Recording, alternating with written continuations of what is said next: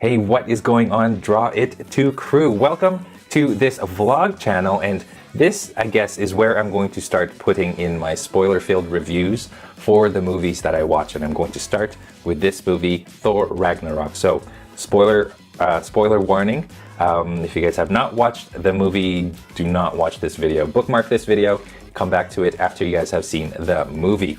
So, anyway, well, first of all, here are some of the action figures. I decided to bring out the action figures.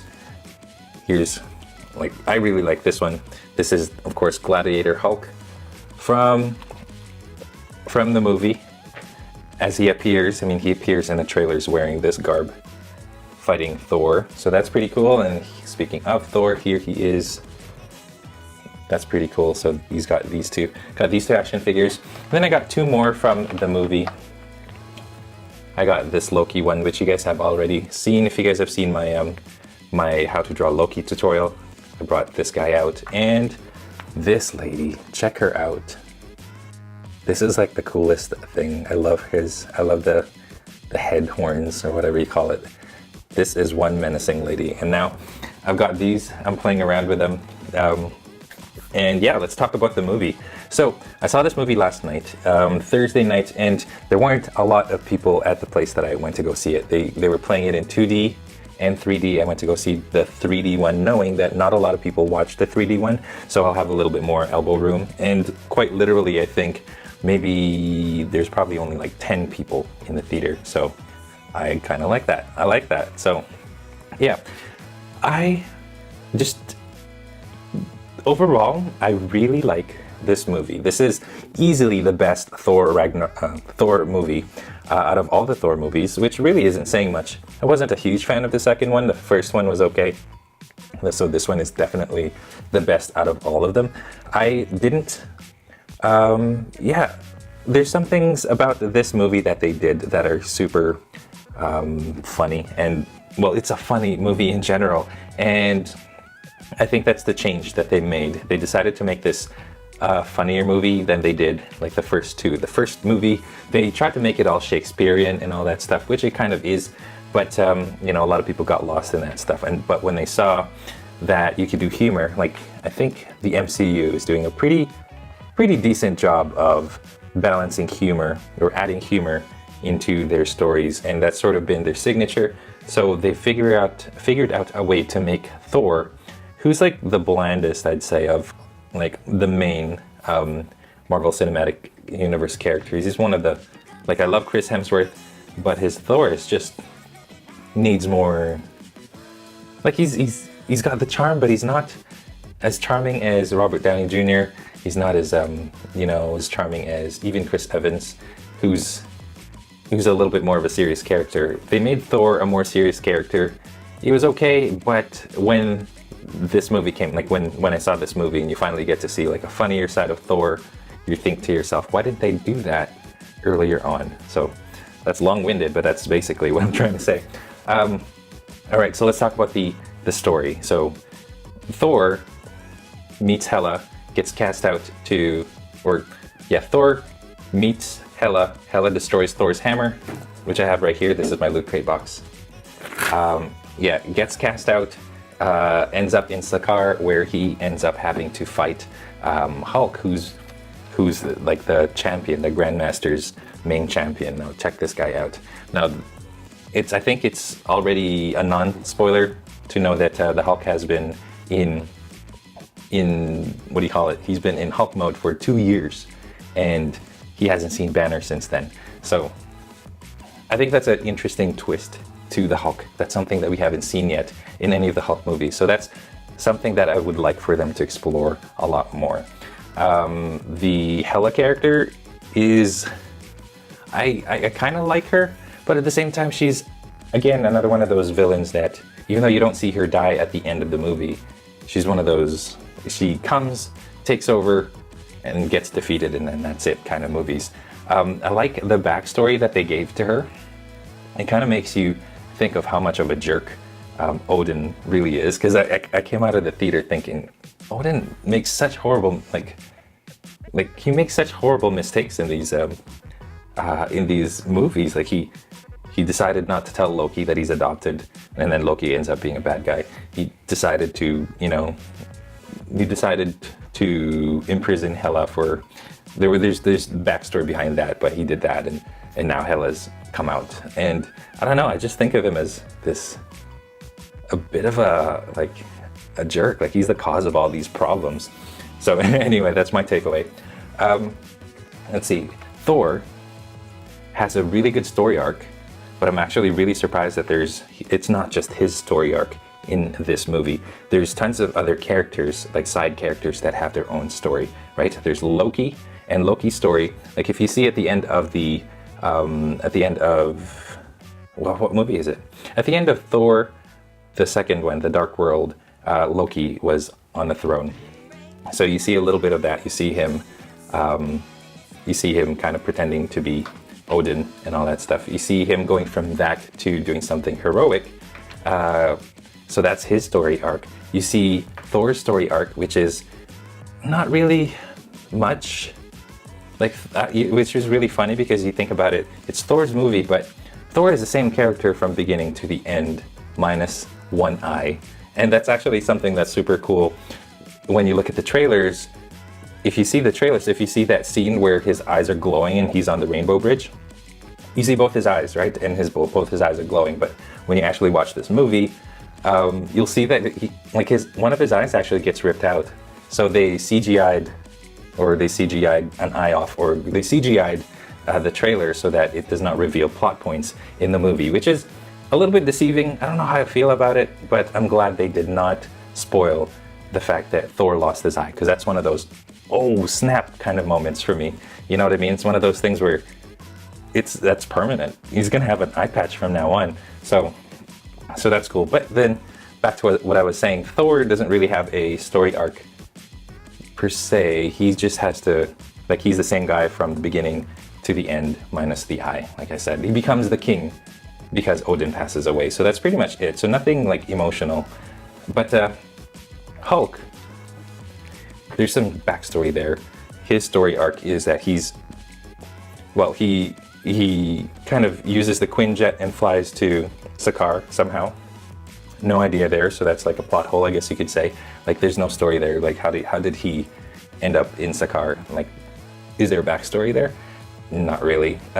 There's also not a lot of explanation as to how he ended up staying in the Hulk form for a long time. Doesn't really explain. But his story is essentially just him coming to terms with the fact that there's still these two beings within this one body, and they're sort of fighting each other. And for the most part, for the past 2 years, it's just been the Hulk. And you learn that he actually can learn. He learns language. In this movie, he's talking like a baby, right? Like a 2-year-old baby. That's what he is. And you see his mannerisms are like a toddler's. So it's kind of cool to see that. And then at the end, it's almost like Bruce Banner accepts that he must be Hulk in order to do some stuff. So that's kind of cool. They leave you kind of hanging, because in the movie they let you know that if he transforms back into the Hulk, who knows if he'll be able to transform back into Banner. So they leave that hanging. You don't know that until you don't know the conclusion of that. But they are planning on creating a Hulk 3 story arc throughout Thor and the Avengers, Avengers 3 and 4 movies. So that's kind of cool.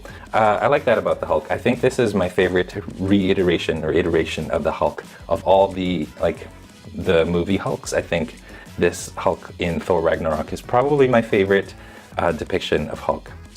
It's so different from him being this conflicted scientist. I like Bruce Banner being kind of funny and saying, a couple of one-liners and stuff. It's funny, it's hilarious.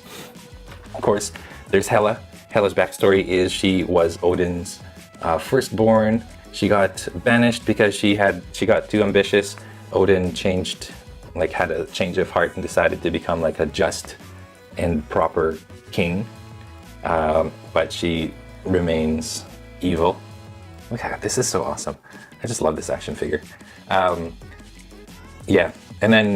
So it's just her trying to kind of just getting just her rightful place. Like she feels like she's been wronged, and you kind of understand where she's coming from because, like I said, Odin does.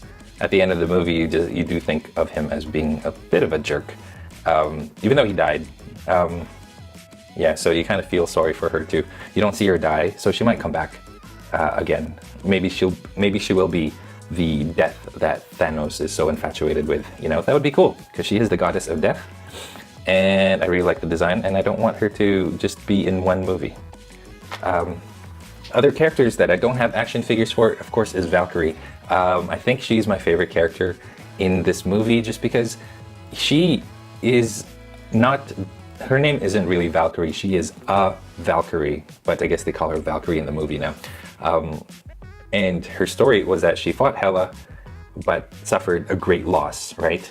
And so she kind of just left, being so disenchanted with Asgard and the fact that she lost everything and nothing to show for it. So she's this drunk lady in Sakaar who kind of just wants to die drunk and lonely. Kind of, if you think about it, it's like Logan, but in a more hilarious turn.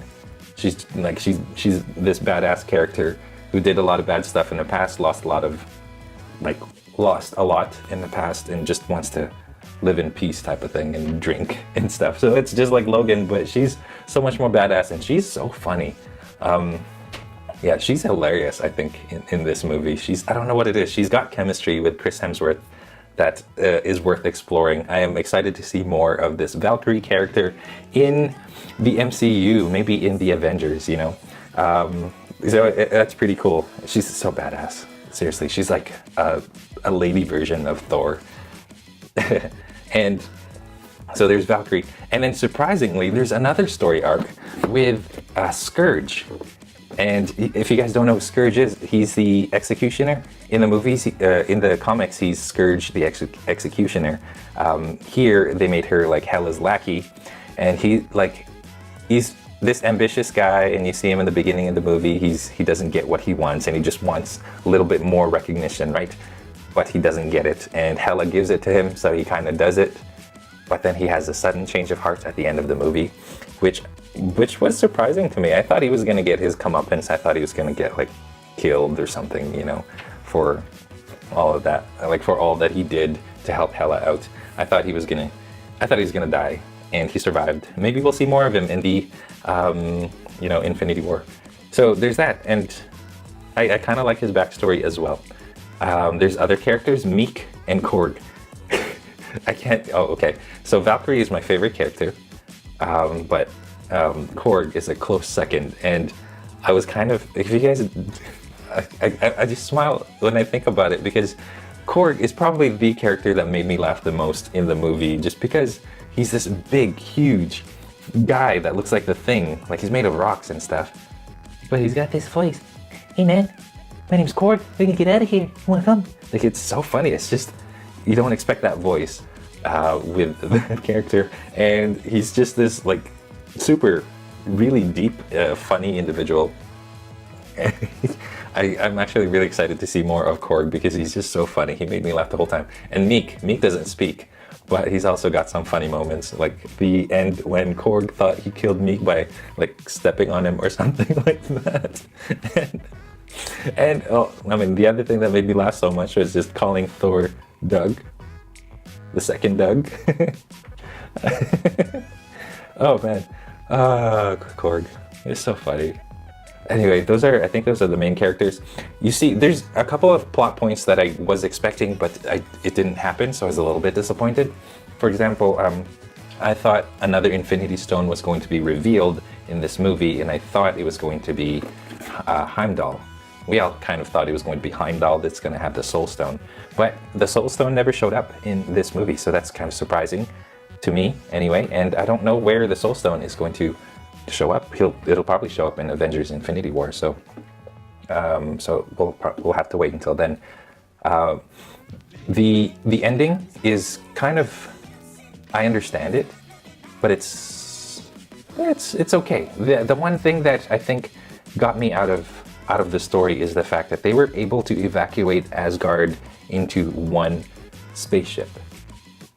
I thought that was kind of just, Asgard is a whole planet, right? I thought Asgard was a whole planet, like maybe Asgard the city. I was expecting Asgard the city to be a little bit more than the people that were in that ship. Yeah, it took them a short period of time to evacuate the people, and it just didn't feel like that was a lot of people. It didn't feel like it was a lot of people that they evacuated. And when you look at those guys, it just, because they're dressed so well, it doesn't feel, you don't feel so sorry for them because they look like they're well off type of people. You know what I mean? Like if you grew up similar to how I did with like parents that are like working class, you look at those people all well dressed and being regal and everything.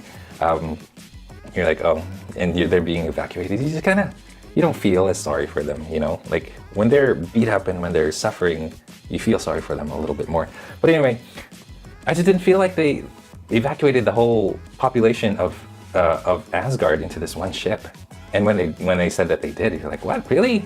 Really though? So that took me out of the ending. And also Surtur, it was pretty good CGI. I really liked that one. Yeah, I actually quite enjoyed Surtur in this movie as well. Now, I guess that's that. So now let's talk about this video is going super long now. Let's talk about the endings.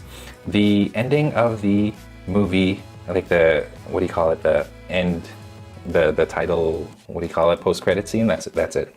Post-credit scenes, the first one, they're on the ship and they encounter a bigger ship that we assume is going to be Thanos, which I really like that one. It's super interesting. And I feel like it's going to tie into Avengers Infinity War, because they did mention that in the trailers for Avengers Infinity War, the ones that they showed in SDCC, they mentioned that Thor was flying in space and hits the Guardians of the Galaxies, hits their ship.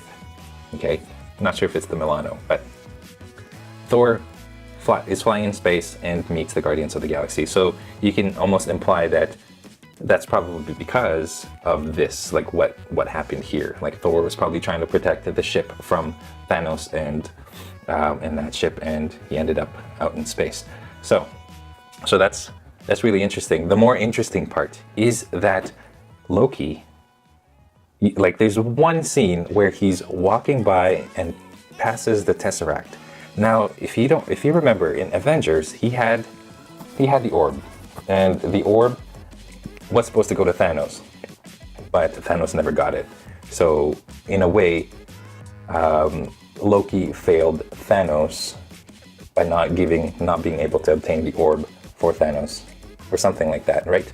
He didn't get the Infinity Stone to Thanos, essentially. So I think this is me speculating now. I think Loki is going to hand over the Infinity Stone, the Tesseract, to Thanos at this point. So I think that's why, because I think it's implied that Loki took the Tesseract from the vaults of like Asgard. So that's kind of interesting. And then the second one, it's just the Grandmaster looking like he's gonna get what he deserves. That's the second ending. Anyway, that's enough of me rambling. You guys, let me know in the comments what you think of Thor Ragnarok. I think I would put it up there with, I don't know, between the 3 Marvel movies that came out this year, Spider-Man, Guardians 2, and, sorry, my nose just got itchy, and this one. I would say I would like this one, I like this one, and then Spider-Man, and then Guardians. Yeah, I think I like Thor the best out of all 3 of them.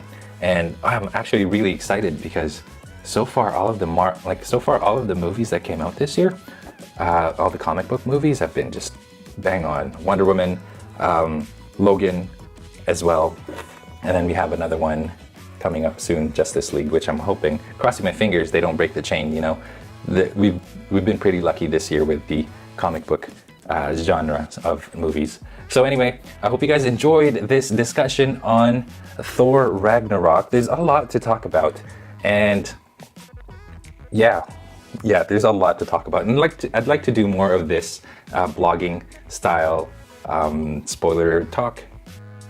So let me know if you guys like it.